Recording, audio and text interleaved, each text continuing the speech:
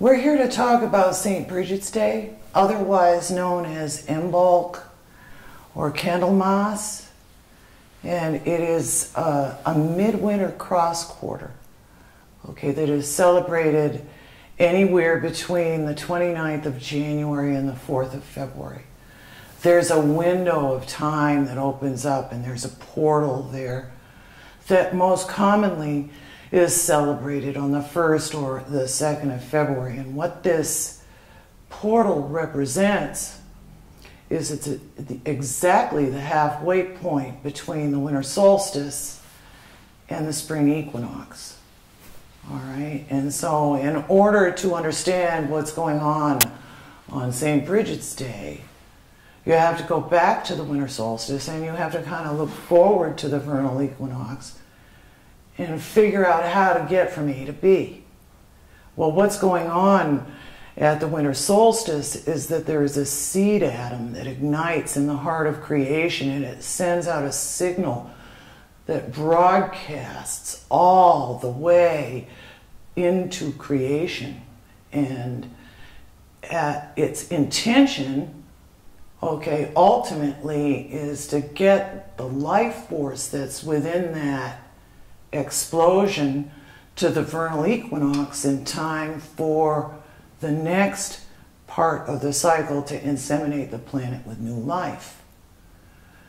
And if you look at it, the winter solstice celebrations, basically, they happen at 0 degrees Capricorn. It's an entirely male event, and so this seed atom that explodes in the heart of creation on December 21st has to get a response from something. Okay, and the deal with it is, by the time we get to St. Brigid's Day, or Imbolc, what happens is that energy has moved far enough to touch planet Earth and enter this solar system. And it is on the night of St. Brigid's Day that the energy from the winter solstice igniting, okay, permeates the ground and enters into the core of the Great Mother. And what this energy does is it wakes her up. Okay, because something has to come to life on the female end of the stick before this energy moves far enough in time to get to the vernal equinox, where another process has to occur. And so really the night of Imbolc is an entirely feminine event that is here to celebrate the potential that exists as we awaken to embrace the first rush of spring. And it's interesting because you can trace it to the physical level. If you live in the northern hemisphere, the sap begins to rise on the 2nd of February every year. Okay, and it is also at that time that all of the warm-blooded creatures begin to lactate. The ewes begin to lactate. And it is the milk from this that brings to us the whole concept of the idea that essentially Imbolc is a fertility ritual. Because this energy from the male that got broadcast out from the center of the universe on December 21st has moved all the way to this point where the woman or the female or the matrix needs to wake up and be able to receive that energy. And the reason the ewes start to lactate and the sap begins to rise is because the heart of the Great Mother is awakening in response to the male energy that has filtered all the way to her core. And it is on this night that she's saying, yeah, okay, let's do this. Now, it's interesting because St. Brigid is the lady that this celebration was named after. She was a sorceress who was raised by a wizard, and her intelligence was her virtue. Now, there's all kinds of stories and different versions of St. Brigid that come out of Scandinavia and Ireland and Scotland and the Isle of Man. But essentially, she's a really wise woman whose virtue was that she had the capacity to multiply food and drink. Now, up north in the middle of the winter, around February 2nd, you're looking at your supplies. Okay, and if there isn't enough of stuff, you really don't know whether or not you're going to make it to the vernal equinox. And so this portal, when it opened, was an opportunity for all of the people who lived in the colder parts of the world to invoke the spirit of Saint Brigid, okay, so that they could perform rituals that would ensure that they would make it through the winter and that the coming year would be one of fertility and bounty. So all of the rituals that take place on this night are bridal, okay, Brigid, interestingly, the name comes from, that's where we get the word bride. Okay, so it is on this night that Mother Nature decides to marry the sun god or whoever it is that sent out that signal. Okay, and the celebrations that people perform are all related to light and milk, okay, and fertility.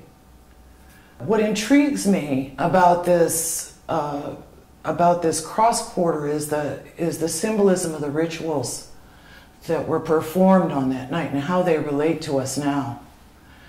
One of the things that they would do is they would take sheaves of oats out of the fields and they would wrap them in husks of corn and they would lay beds of straw on the hearth and they would wrap these corn dollies up and lay them down on the straw bed on the night of St. Brigid's Day and or on the eve of St. Brigid's Day, and they would take a wooden club and lay it in the bed next to the corn dolly, okay? And the wooden club was the phallic component. And when they went to bed that night, they'd light the fire and leave it going. And if, when they woke up in the morning, and the club had left its imprint in the ashes, they knew they were going to have a fertile year, a bountiful year, and that the livestock would thrive and that the crops would thrive. They also translated this whole concept of fertility to human beings, so that couples on this night, if they were thinking about love or contemplating marriage, they would come together in front of their family and say, we want to make a commitment. And this is where the whole engagement process that we honor today comes from. Back then they called it hand fasting. But you see, this was the night when the male and the female would come together and decide whether or not they loved each other enough to want to make a go of it. And if they did, they would on that night make an agreement to spend 1 year cohabitating. Okay, and on the same night, a year later, they would all come back again to decide whether or not they wanted to turn this into a marriage, or if they were incompatible, okay, it was safe to just part and there was going to be no problem with it. I like that way of doing things. Very, very practical way of doing things. If you want to do any of your own work on this cross quarter, is that all of the rituals are concerned with milk. Okay, because of course milk is from the mother. It is what we use to feed and nourish our children, our offspring, or whatever it is that we're creating. So at the symbolic level, most of the rituals, okay, that we celebrate on Candlemas involve just going outside and pouring milk into the ground. Okay, as a way to embody the idea that you are pouring your wishes into the earth and letting them filter down so that those dreams get nourished. Now, if you want to understand how this is going to work, what you need to begin to realize is that by the 21st of March, all of this energy will begin then okay, to be taken into the heart of the male, which comes to life as soon as the sun moves into Aries, and literally planted in the ground. The other thing that you need to understand is that if we're living in a time when we understand that the reality we are creating, okay, comes from the mind and the heart, and that everything happens in the mind and the heart before it touches the ground or manifests at the physical plane, there has to be a dream or a vision, okay? So it's easy to go crazy going off into the whole idea of the beauty and the sort of quaintness of these rituals. But the truth is, even though we're, a million times removed from nature, and have gotten so far removed from our relationship to time and the earth, that we don't even remember how things are connected. What's important for us now to remember on this night is that this is when we get to take everything that we dream or envision and pour our heart and soul into it and begin to understand that this is the night when we get to print it into the soil and into the ether simultaneously. The ritual that I go through, and no matter how fancy and formal or informal it is, and whether I'm doing it with a group or whether I'm working by myself, the ritual that I use on this night is very simple.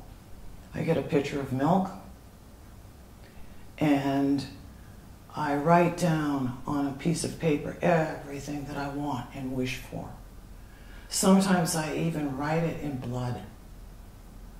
All right? And I take that piece of paper and I cut it up into little tiny pieces and I put it into the pitcher of milk. And then I take a walk outside, and somewhere, wherever it feels right, I just pour all of that information into the ground.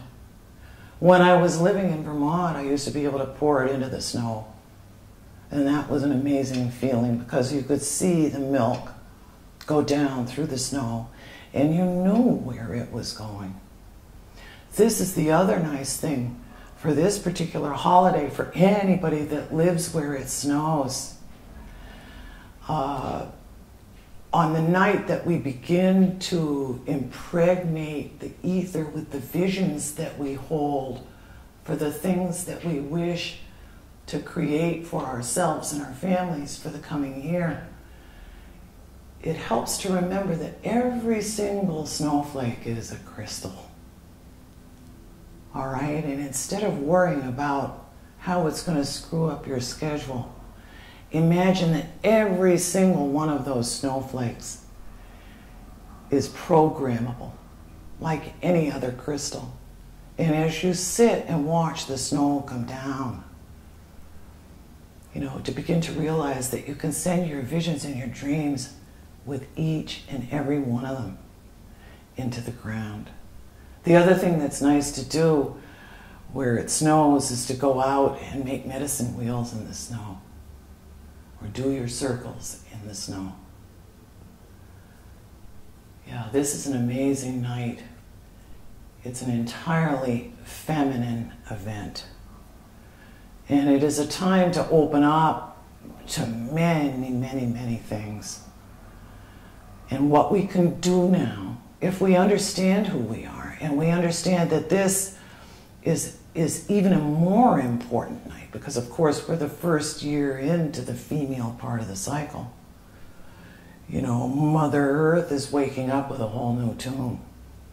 And what we decide to do with our visions and our dreams and our wishes, okay, for ourselves and our guides and for the planet as a whole, that we could all come together on this night and dream a new dream, so that by the time we get together again and talk about what's going to happen on the vernal equinox,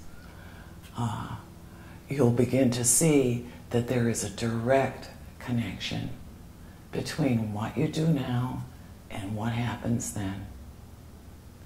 I'd like to take this opportunity too to invite you all to join us if you're interested. I think we're going to begin to take our talks and these conversations one step further, and I'm going to begin to teach a series of astrology classes. For a long time we were talking about doing it in a workshop situation, and I said, you know, it makes more sense to just make it really available to people so that they don't have to travel 3,000 miles and spend a fortune in a hotel just to hear me talk for 3 days. You can't teach anything in 3 days. So what I've decided to do is carry my dream a little bit further and begin to finally do what I've always wanted to do, is teach astrology. So just want to put that out there.